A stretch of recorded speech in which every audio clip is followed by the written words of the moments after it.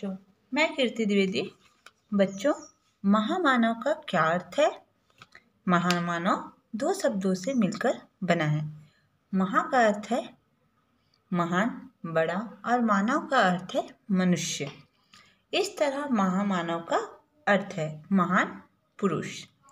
बच्चों, कोई महापुरुष अपने चमत्कार से महापुरुष नहीं बनता, बल्कि अपने सरल स्वभाव और अपने कार्यों से महापुरुष बनते हैं। हमने अनेक महापुरुषों के विषय में पढ़ा व सुना है, जैसे रामकृष्ण, महात्मा गांधी से लेकर ईश्वर चंद्र विद्यासागर व हमारे पूर्व राष्ट्रपति डॉक्टर कलाम तक। हमें इन सभी के व्यक्तित्व में सादगी व सरलता देखने को मिलती है। उनके जीवन से हम सीखते हैं कि जो व्यक्ति जितना महान होता है वह उतना ही सरल होता है। यही सरलता और सादगी उसे मानव से महामानव बनाती है। दी गई कहानी में हमें ऐसे ही महान व्यक्ति हजरत मोहम्मद साहब की जीवन से एक प्रसंग, एक घटना को बताया गया है, जो कि उनकी महानता को बताती है। तो चलिए हम इस पाठ को शुरू करते हैं और आप भी मेरे साथ यह पाठ दोहराइए। पाठ 11, महामानव। आज से लगभग 1400 साल पहले की बात है। आज से लगभग 1400 साल पहले की बात है। अरब के नखलिस्तान में एक गरीब बुढ़िया घर में जलाने के लिए सूखी लकड़ियां चुन रही थी। आज से लगभग 1400 साल पहले की बात है। अरब के नखलिस्तान में एक गरीब बुढ़िया घर में जलाने के लिए सूखी लकड़ियां चुन रही थी। बहुत सी लकड़ियां इकट्ठी हो जाने पर उसने उनका एक गट्ठा बना लिया। बहुत सी लकड़ियां इकट्ठी हो जाने पर उसने उनका एक गट्ठा बना लिया। गट्ठा काफ़ी वजनीय था। निरंतर प्रयत्नों के बाद भी उस गट्ठे को बुढ़िया अपने सिर पर नहीं उठा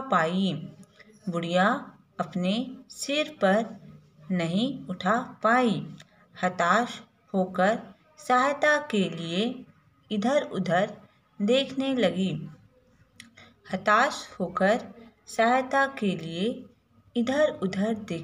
लगी, किंतु उसे दूर दूर तक कोई नजर नहीं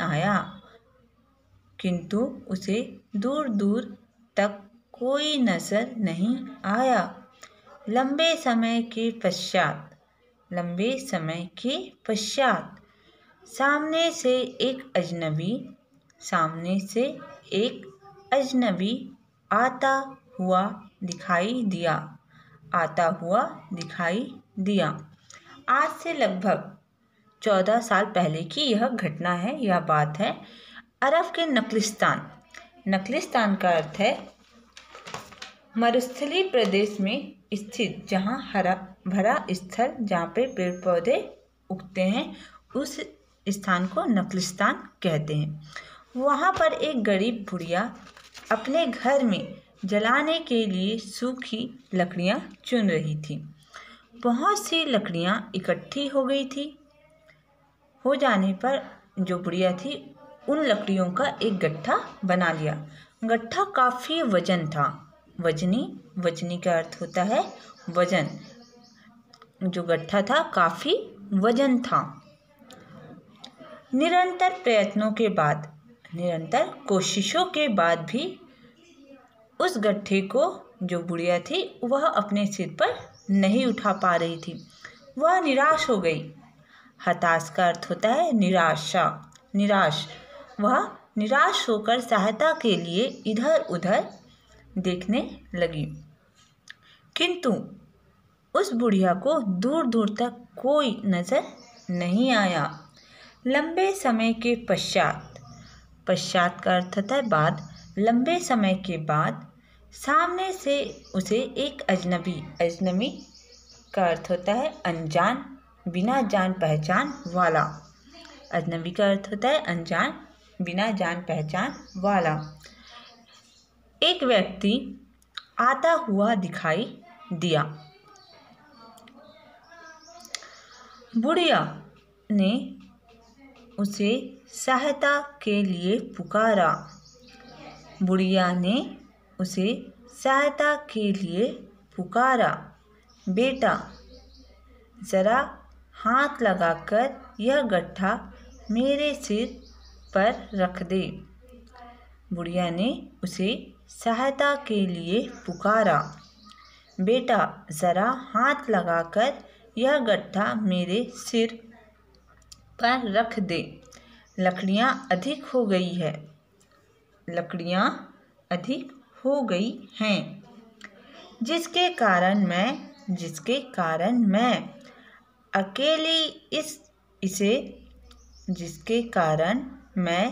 अकेली इसे उठा नहीं पा रही हूँ।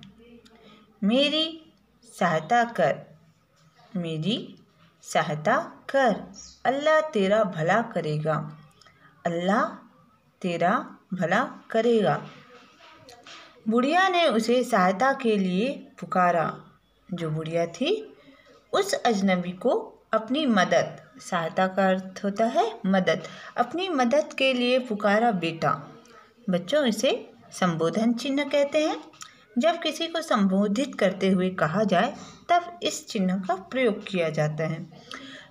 जरा हाथ लगाकर यह गट्ठा मेरे सिर पर रख दे।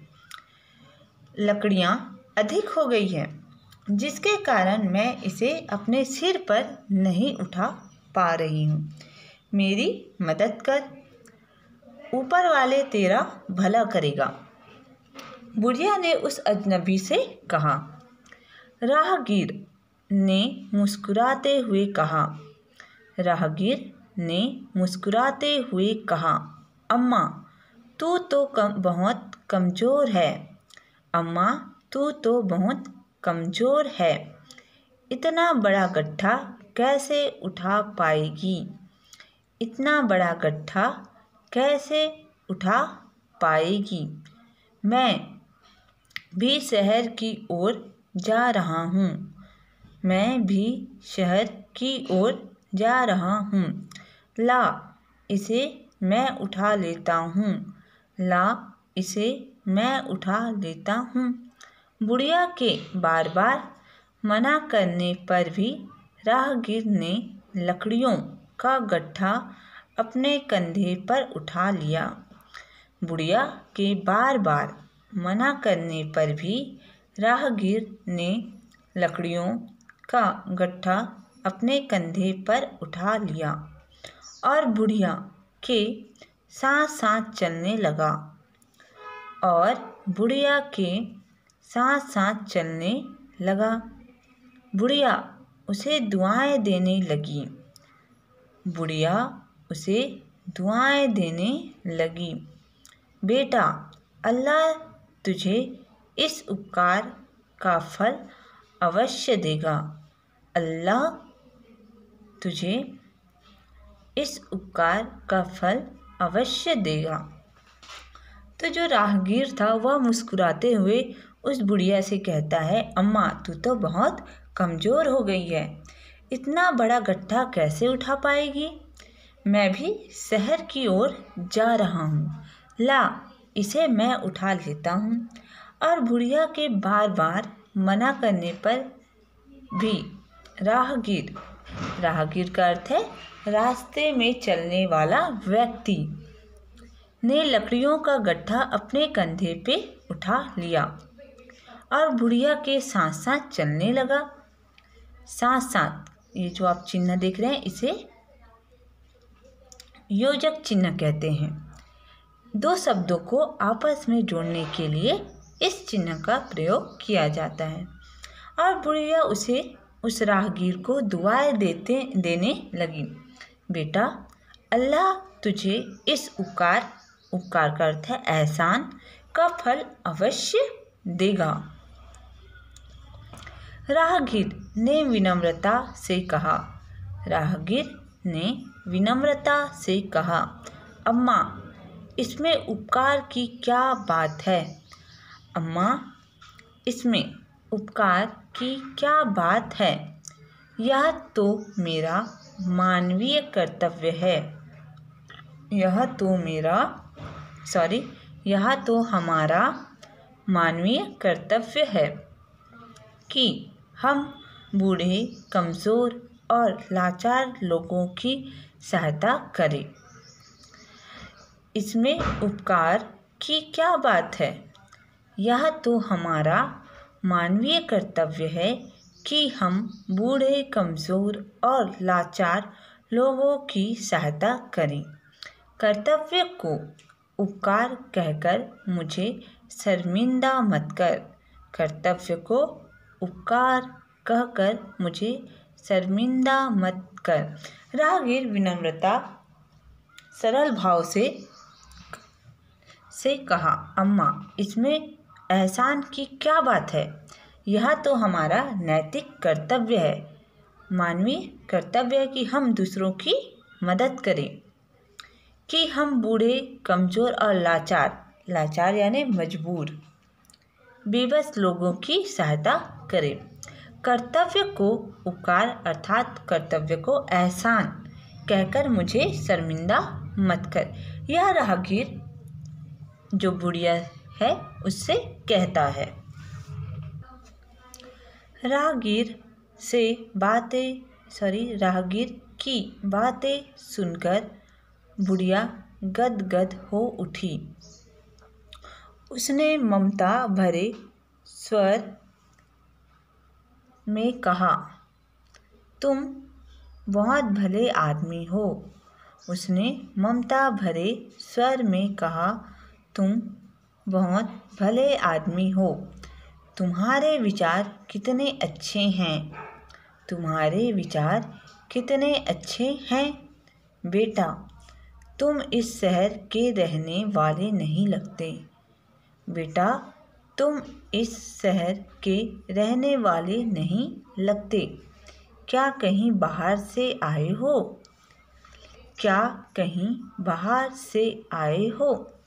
राहगीर की बातें सुनकर बुढ़िया गदगद अर्थात खुश हो उठी।